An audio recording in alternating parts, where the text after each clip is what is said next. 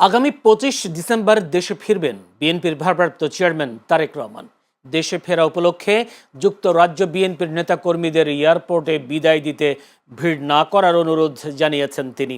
যুক্তরাজ্য থেকে আমাদের প্রতিনিধি এহসানুল ইসলাম চৌধুরী শামীম জানান, মঙ্গলবার স্থানীয় সময় বিকেল 5টায় লন্ডনের সিটি প্যাভিলিয়নে যুক্তরাজ্য বিএনপি আয়োজিত বিজয় দিবস উপলক্ষে এক আলোচনা সভায় অংশ নিয়ে তারেক রহমান এসব কথা বলেন।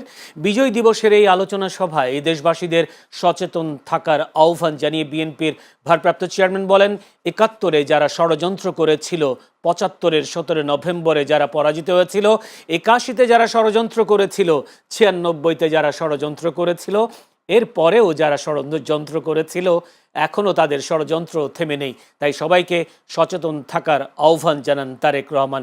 এই সময় যুক্তরাজ্য বিএনপির সদস্য সচিব খসরুজ্জামান খসরুর সঞ্চালনায় অনুষ্ঠানে সভাপতিত্ব করেন আহ্বায়ক আবুল কালাম আজাদ। 25 তারিখে ইনশাআল্লাহ আপনাদের দয়া আল্লাহর রহমতে আমি দেশে ফিরে যাব। কিন্তু এখানে উপস্থিত, এই ঘরে উপস্থিত প্রত্যেকটি মানুষের কাছে আমার অনুরোধ, দয়া করে কেউ আপনারা এয়ারপোর্টে সেদিন যাবেন না। আমার মানা করা সত্ত্বেও, আমার অনুরোধ করার পরেও যারা যাবেন, আমি ধরে নিতে বাধ্য হব যারা ব্যক্তিগত স্বার্থের জন্য